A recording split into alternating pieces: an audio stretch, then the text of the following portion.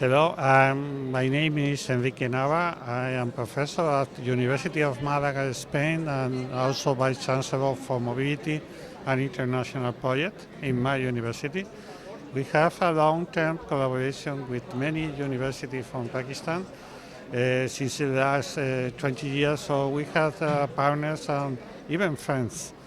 It's an honor to me, for me to participate in this big conference organized for the third time in Karachi by University of Karachi and DHA University.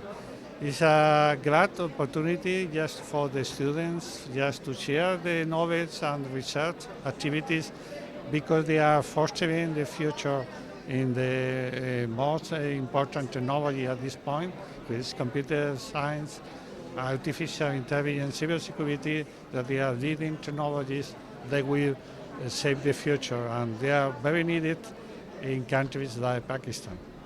Thank you.